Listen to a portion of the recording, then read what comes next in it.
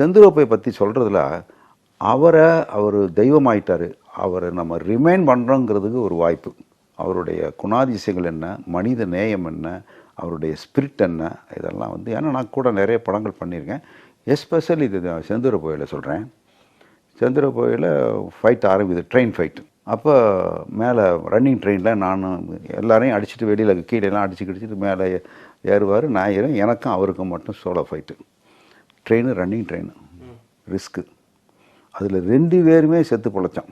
அதில் ஒரு ரிஸ்க் என்ன பண்ணிவிட்டேன்னாக்கா, பேக்கில் மாஸ்டர் சொன்னார், பேக்கில் போய் விழுங்க, அப்புறம் கட் பண்ணிவிட்டு எடுத்துக்கோணும். நான் சொன்னேன், இல்லைங்க பேக் வால்ட்டு போகிறேன். ராஜா வேண்டாம் ராஜா, ரன்னிங் ட்ரெயின். 2வது இது வந்து எங்கே எடுக்கிறாங்கன்னா, கேரளாவிலேருந்து அந்த பக்கம் நொலாம்பூர்னு ஒரு ஊர், அங்கே எடுக்கிறாங்க ட்ரெயின், ரன்னிங் ட்ரெயின். மேலே எந்த கிரிப்புமே கிடையாது தம்பி.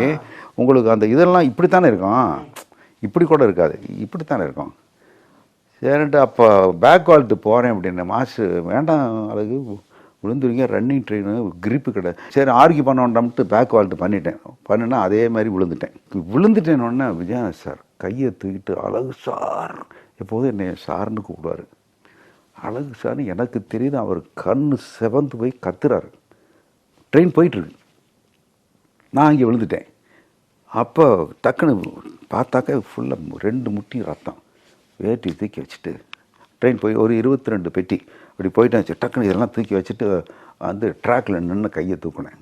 கையை தூக்கணுன்னா தான் அவர் கையை இறக்குனார். இதெல்லாம் என்னென்னா தம்பி, ஏதோ அடிபட்டாங்க, ஏதோ ஆகிட்டாங்கன்னு இல்லை, அவர் மாதிரியே நினைப்பாருன்னு ஒருத்தர்.